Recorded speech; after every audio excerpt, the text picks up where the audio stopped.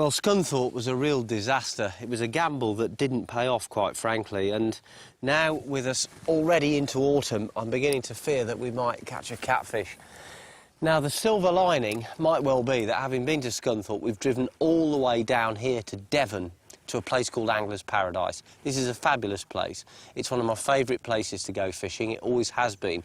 But unfortunately, I can't enjoy it as much as I'd like because the pressure really is on now to catch a catfish, and that's why Mick and I have decided to split our efforts. So while I target some of the ornamental species of fish for which this place is famous, Mick is on the main carp lake fishing for the catfish. Now, catfish were stocked in here several years ago by the owner, Zig Gregorek, and there are lots of cats here, from small baby ones all the way up to great big 30-pounders. But what you'll also find here, and what I'm fishing for, are some of the more unusual ornamental species of fish for which this place is also very famous. Now, this is a golden orf. It's a member of the eyed family. It's a beautiful fish. What a fantastic mixture of orange with beautiful fins shot through with the colour of a blood orange. Fabulous looking fish. Some of them have got black spots. They really are magnificent to look at, and there are lots of them here at Angler's Paradise. So I've already caught a golden orf, which was one of my target species, but to be honest, I really think I ought to make an effort to try and catch one of the bigger ones, because there are actually golden orf in these lakes going up towards record-breaking sizes. Now, a decent size orf is somewhere around 2 to 3 pounds in weight, but there are some orf in these lakes which run to over 8 pounds. So it's an amazing place. I must admit, though, I'd settle for a modest orf if Mick can catch that catfish.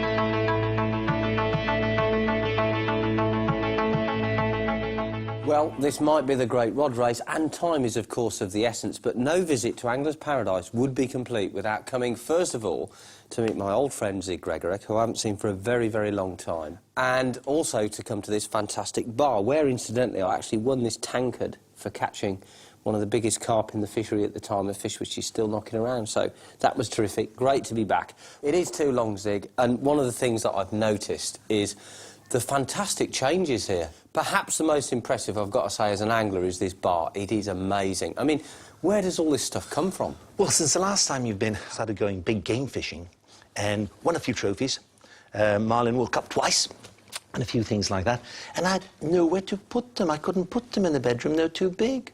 So I had to expend the bar to put them somewhere. And what, well, the results are absolutely tremendous. There's some wonderful stuff in here, which is why I want a bit of the golden magic that is undoubtedly around your person to rub off, because we're on this challenge, you see. We've got to catch all these different species of fish. We need golden orf, or orf. We need probably a catfish. We need a koi carp, and it would be nice to catch a golden tench, but not essential. So you know your lakes better than anyone. Which one should we go to? I think the easiest one should be the cat. The main lake, last week or so, people catching half a dozen. If you just want a small one, should be all right. Doesn't matter how big or small. The specimen tension orf, that's a good one. You will be plagued by small ones. It's feeding them off, but you should do. Magic lakes, got lots of koi, and these are now up to 8 pounds or more as well. Your best chance with orf and tench will be in the one shaped like a tench, because that one was netted last year, and there shouldn't be any small ones. If they are, they've just spawned now, they're only this big, so that should be very good. And Mystery Lake, just in case, as it is a fishing race, etc., even I don't know what's in there, you can always try it, and you might catch some different species. All right. Well, that sounds perfect. You've heard it from the man himself, and with that, it's great to see you again, but I really must get fishing. OK.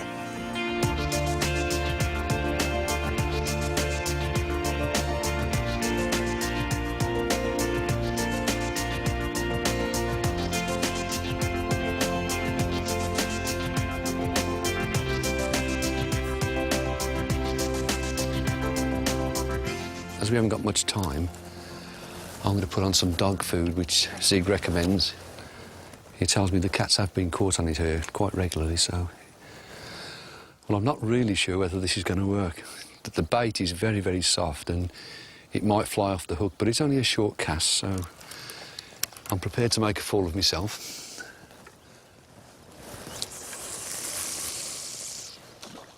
Well, that's a great cast, even if I say it myself. It's exactly where I want the bait to be. So now it's just a waiting game. Can you see how the fish are boiling on the surface in front of me? The key to catching a lot of fish when the weather's quite warm in the summer and the autumn months is feeding. It's very, very important. You must keep feeding. And the more regularly you feed, the more you'll get the fish to compete until in the end they'll come up in the water column and they'll literally be in a frenzy just underneath the surface. And sometimes, as is the case today, that frenzy literally boils over and you'll find fish feeding right under the surface, right in the surface layers. Just watch what happens when I put out 5 or 6 maggots here now. Up they come, they're grabbed instantly as soon as they hit the surface. Now, you don't have to feed lots of bait at a time, but you need to keep the bait going in. And as you do that, you'll draw the fish up through the layers, and it makes them almost suicidally easy to catch. And that's why I'm catching so many fish. Now, I'm fishing with a waggler float, very light shotting down the line, concentrating on feeding and trying to get the fish into a bit of a frenzy. And having done that then, catching fish becomes real child's play. I've caught an awful lot of these off so far this morning. I've caught, I don't know, probably more than 100, and I'm not exaggerating. I've had absolutely loads. The bites are virtually instant, look. It really is as easy as that. If you can get those fish to compete, they're a doddle to catch. And I'll give you another tip. Did you notice there how I didn't strike? I just wound down with the reel. When the fish are coming really high in the water, don't waste your time striking. Just tighten up. And if you don't feel anything, leave it and then tighten again. And what you'll find is that eventually you'll hook a fish. And that's the way to catch lots of fish when the weather's warm. Feed little and often and literally wind into those fish. Now, a lot of people struggle with hooking maggots, and it's really not very difficult. If you look at a maggot, you'll see it's got 2 little holes there. Some people think they're eyes, but they're not. They're actually breathing tubes. And if you just nick the skin of the maggot, just a little sliver of skin, in front of those 2 holes, you'll find that the maggot not only stays on the hook, but it's also very lively, and that's very attractive to a fish. If you pierce the maggot and it goes all dull and lifeless, then it ain't going to be very attractive to the fish, but that is a super looking bait.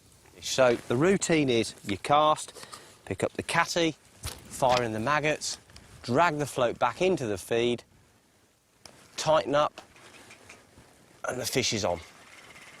I didn't even watch the float there. When they're really going, you don't need to. You can literally hook fish by touch. All the float's doing is helping you to get your bait out there and supporting it up in the right zone. And I've caught a lot of these off today, a lot. They're beautiful.